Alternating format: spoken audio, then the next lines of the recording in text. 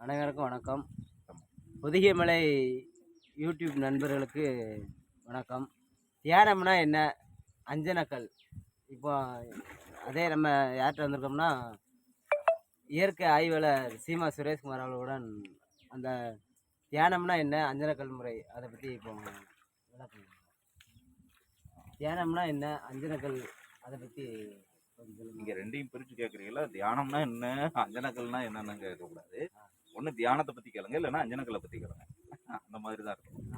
இப்போ நீங்கள் தியானத்தை பற்றி கேட்குறீங்க முதல்ல, அதுக்கு போயிடுவோம். அப்புறம் அஞ்சனக்கலுக்கு வருவோம். சரியா?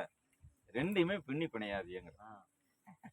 அது முதல்ல நீங்கள் எப்போதுமே தெளிவுபடுத்திக்கோங்க. ஒரு ஒரு ஒரு அதாவது என்ன, தெளிவான ஒரு ஐடியா இருக்கணும். ஒரு கேள்வி வைக்கிறோம்னா அந்த கேள்விக்கு சரியான பதிலை ஒருவரிடமிருந்து பெறணும்னா அந்த கேள்வி சரியான கேள்வியா இருக்கணும். இப்போ தியானம் அப்படிங்கிறது என்னன்னா, என்னை பொறுத்தவரை வேற ஒண்ணுமே கிடையாதுங்கிறதா. தியானங்கிறது நீங்க இந்த நேரத்துல இப்படித்தான் பண்ணணும். பர்டிகுலரா என்னன்னாக்க, சில பேர் சொல்லுவாங்க பிரம்ம முகூர்த்தத்துல பண்ணுங்க, சில பேர் சொல்லுவாங்க சூரிய உதயத்துக்கு அப்புறம் நீங்க எந்திரிச்சினாலும் பண்ணிக்கோங்கன்னு சொல்லுவாங்க. இல்லைன்னா 12 டு அதாவது நண்பகல்னு சொல்லுவாங்க. நண்பகல் நேரத்துல 12 டு 2 மணி வரைக்கும் தியானம் செய்யுங்கன்னு சொல்லுவாங்க.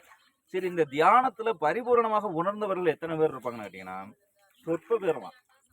எனக்கு தெரிஞ்சு என்னுடைய நண்பர்கள் நிறைய பேர் உண்டு. சங்கரங்கோயில்ல வேலபதீஸ்வரர் கோயிலில் பார்த்தீங்கன்னா காலையில் உட்காந்துருவாங்க.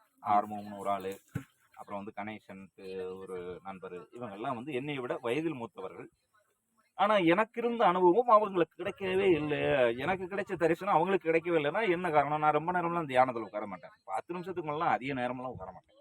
அதுக்குள்ளே எனக்கு கேட்ச் பண்ணணும். அதை எனக்கு அதை வரலன்னா அது வேண்டாம், அதை ஒதுக்கிடுவேன். நான் உங்களுக்கு சொல்றது விளக்கம் புரியும்னு நினைக்கிறேன். ஆனா 1.5 மணி நேரம் உட்காருவாங்க. என்ன உணர்ந்தேன்னு கேட்டேன்னா, ஏதோ ஒண்ணு நோக்கி போய்கிட்டே இருக்கும் அப்படிம்பாங்க. என்ன நோக்கம்? அது சிவானந்த பரமஹம்சா இந்த சித்த வேதம்னு சொல்லி நீங்க கேள்விப்பட்டிருக்கீங்கல்ல, அவரு தான் ரொம்ப அழகா சொல்லுவாரு. இதுவரைக்கும் இந்த உயிர் இதுக்குள்ள இருந்தது. தன்னுடைய மனைவியை பத்தி சொல்லும்போது, இதுக்குள்ள இந்த உயிர் இன்ன வரைக்கும் இருந்தது. நான் இப்பதான் மருந்து மாத்திரை எல்லாம் கொடுத்துட்டு போனேன். அப்புறம் போயிட்டு ஒரு தேநீர் கடைக்கு போயிட்டு வரதுக்குள்ள இந்த உயிர் இதுக்குள்ள இல்லை. அதை பத்தி தேடும் போதுதான் அவருக்கு அதனுடைய அனுபவங்கள் கிடைக்க வருது. அது உலகம் முழுவதும் பரப்புறாரு.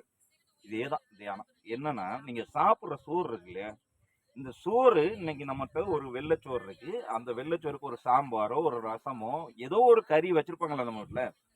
இத நீ எப்போ, அதாவது என்னன்னா, அந்த உணவை தவிர்த்து வேற இடத்துல கவனம் இருக்கக்கூடாதுங்கிறதா. உங்களுக்கு எளிமையா சொல்லிட்டேன். அந்த உணவை தவிர்த்து வேற எங்கே நீ கவனம் வைத்தினாலும் கவனம் சிதறது. அதுவே தியானம் அல்ல. நீ உணவு சாப்பிடும்போது இன்னைக்கு அப்பா நம்ம அம்மா நல்ல சோறு பொங்கியிருக்கா, நல்ல குழம்பு வச்சிருக்கா, நல்ல கறி வச்சிருக்கா, அதை ருசிச்சு சாப்பிடுவோம்ல, அதுதான் தியானம். நம்ம ஒரே இடத்துல அந்த இதை கொண்டு போய் செலுத்தணும். அந்த கான்சன்ட்ரேஷன் சொல்லுவாங்க ஆங்கிலத்துல. உன்னுடைய மனதை ஒருநிலைப்படுத்தி ஒரு இடத்தில் குவிப்பதே தியானம். அங்க நீ என்னன்னா, அதையும் சொல்றாங்க 37 செகண்ட் 37 செகண்ட் நீ அதுக்குள்ள கவனத்துல கொண்டு போயிட்டனா, அதுக்கப்புறம் என்னன்னா அதை அப்படியே விரிவாக்கம் பண்ணலாம். 48 செகண்ட் வரை கொண்டு போயிடலாம். அதுக்கப்புறம் நம்ம தியானம் சக்சஸ். இவ்வளவுதான். மூச்சை கவனி. ஐயா புத்தர் அழகா சொல்லுவாரு, மூச்சை கவனித்தால் ஆனாபானா சதி தியானம்னு சொல்லி ஒண்ணு உண்டு. மூச்சை கவனிக்கணும்னு சொல்லுவாங்க. மூச்சை கவனிக்கிறதும் எளிதான விஷயம் இல்லை. நீங்க மூச்சையே எப்படி கவனிக்கணும்னா, மூச்சை கவனிக்கிறதுனால நிறைய பேருக்கு தெரிய மாட்டேங்குது. 2 மூக்குலையும் 2 நாசிலுமே ஓடும், வடகலை பெண்களை ஓடும். இதுவே ஒரு பெரிய இது. அப்புறம் என்ன, சில பேர் என்னன்னாக்கா கண்ணு, அதாவது மூளை, அந்த இதுக்கு 2க்கும் இடைப்பட்டதுல நெற்றிக்கண் புருவ மத்தியை கவனிக்க சொல்லுவாங்க. அது சுழுமுனை தியானம்னு சொல்லுவாங்க. இது எல்லாமே அப்படியெல்லாம் கிடையாது. இன்னைக்கு நிறைய யூடியூப்ல நிறைய பாருங்க, நிறைய சப்ஸ்கிரைப் வச்சிருக்கிறவங்க புறமே தப்பா இந்த மக்களுக்கு சொல்லி கொடுக்குறாங்க. தியானம்னா தப்பா. என்னன்னா, பல லட்சம் பேர் சப்ஸ்கிரைப் வச்சிருக்கிற இந்த சேனல்கள் பூராமே யாரையோ ஒருத்தனை எடுத்துட்டு, நீ உண்மையிலேயே தியானத்தை உணர்ந்தவன், இறைவனை உணர்ந்தவன் எவனாவது ஒருத்த சொல்லு, நான் இந்த இடத்த விட்டு நான் விளைகிறேன். இன்னைக்கு நான் இவ்வளவு கணிப்புகள் போடுவேன். இந்த சமூகத்தில் நடக்கக்கூடிய அத்தனை விஷயத்தை நான் கொடுத்துருக்கேன். அது பொதுத்தளத்திலே கொடுத்துருக்கேன். சவால் விட்டு சொல்லுவேன், நீ எனக்கு நிகரவா? உன்னால உணர்ந்தது, உன்னால உணர்த்தப்பட்டது, இந்த சமூகத்துக்கு நீ செஞ்சது, நீ சொல்லுது நான் தான் இறைவனுங்கிற, நான் தான் இதுங்கிற. அப்பா ரொம்ப காமெடியா இருக்கும். அது வேண்டாம். நான் சொல்லுவேன்னா, தியானம்ங்கிறது தான். நான் என்ன சொல்றேன்னா, ஃபோக்கஸ், அவ்வளவுதான். ஏதாவது ஒரு விஷயத்துல ஃபோக்கஸ். ஒரு உதாரணத்துக்கு என்னன்னா, புத்தகம் படிக்கிறீங்கன்னா அந்த புத்தகத்தின் மீது கவனம் வைங்க. சாப்பாடுனா சாப்பாடுல கவனம் வைங்க.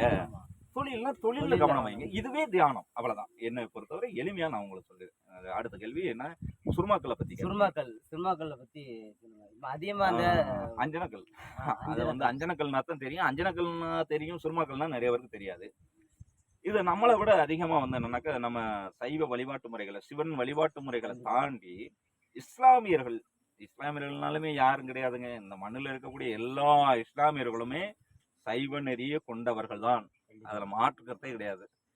இன்னைக்கு மார்க்கம் அடிப்படையில மாறி இருக்கலாம் ஒழிச்சு எல்லாருமே நம்ம இனம் தான்.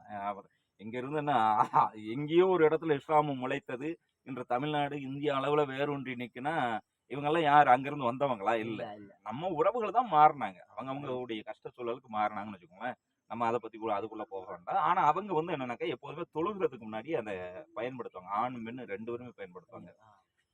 அவங்களுக்கே அதனுடைய அந்த சூட்சும சக்தி என்னன்னு தெரியல. அது நபிகள் சொன்னாரு. நபிகள் சொன்னதுனால அதை பயன்படுத்துறாங்க. இந்த இடங்கள்ல உதாரணத்துக்கு என்னன்னா இந்த இடங்கள்ல தடவாங்க.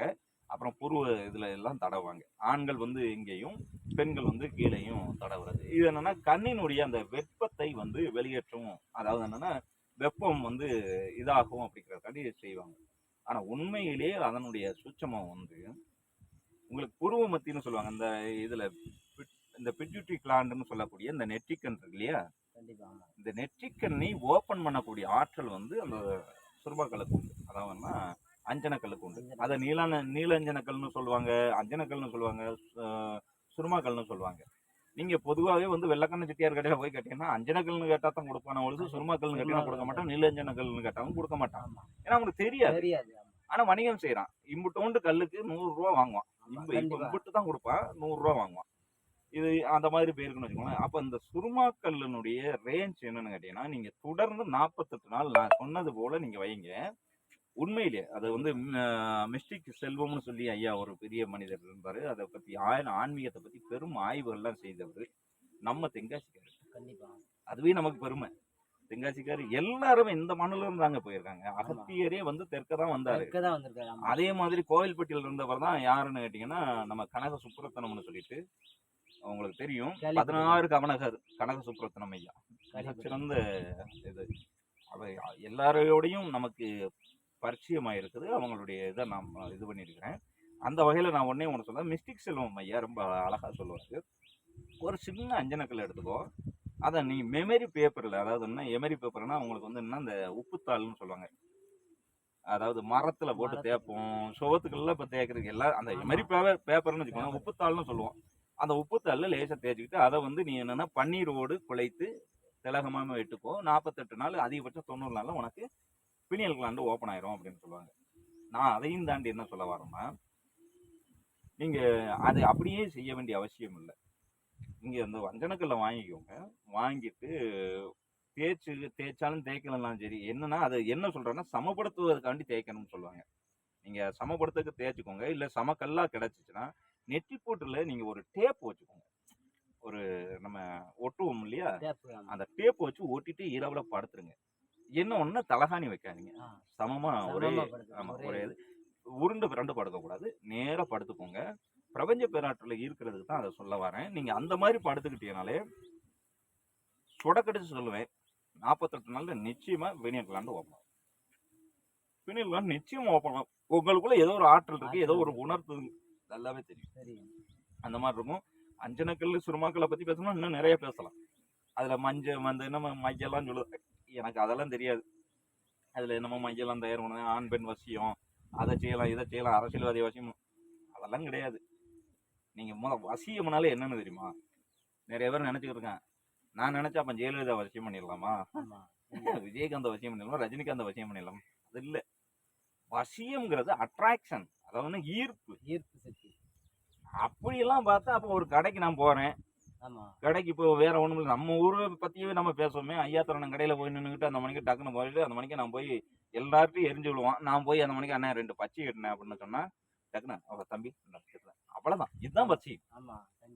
அதை விட்டு போட்டு நான் போய் கல்லாவுல வசியம்ங்கிற பேர்ல நான் கல்லாவுல ஏறி உட்காந்துட முடியுமா? அதை நான் இதுவே தவறான விஷயம். இது இன்னைக்கு நம்ம மக்கள் உறவுகள் புரிந்துக்கலன்னு சொல்ல வரேன். வசியம்னா என்னமோ டக்குன்னு நம்ம அதை வந்து அந்த மைய வாங்கி வச்சுட்டா நமக்கு உலகம் பூரா வசியமாயிரும். எப்படிலாம் வசியமாகும்? கிறுக்கு பேலா நீ எல்லாம்? அதெல்லாம் கிடையாது. உனக்கு அட்ராக்ஷன், அதாவதுன்னா ஈர்ப்பு விதி. ஈர்ப்பு. இது நீ வந்து மை வச்சுதான் செய்யணும் இல்ல, நீ தியானம் பண்ணாலே தியானம் கிடைக்கும். பண்ணணும். ஆமா. ஜீவகாந்த பெருக்கத்தை ஏற்படுத்தினாலே கிடைக்கும். கண்டிப்பா. சில வார்த்தைகள் சொன்னாலே கிடைக்கும். கண்டிப்பா. பன்னீர் இருக்கலாங்க, பன்னீர்ல கிடைக்குதுங்க. ஆமா. பன்னீரை தினசரி வந்து நீ வந்து நான் சொல்லக்கூடிய அந்த க்ளீம்ங்கிற மந்திரத்தை சொல்லிட்டு ஒரு 108 முறை சொல்லிட்டு அந்த பன்னீர் அப்படியே தொட்டு வச்சுட்டு போனேன்னா உனக்கு வசீகரம் கிடைக்கும். கண்டிப்பா. அதுக்கப்புறம் வந்து நம்ம இந்த நம்ம பாக்குறோம் இல்லையா அருகம்புல்லு, இந்த அருகம்புல். அருகம்புல்ல இருக்கக்கூடிய அந்த பனித்துளி, அந்த பனித்துளியை தொட்டு வச்சுட்டு போனோம்னா உனக்கு வசீகரம் கிடைக்க போகுது. கண்டிப்பா. என்னவெல்லாம் சொல்லியிருக்கான் நம்ம ஆளு, ஆமா. பழைய ஆளு.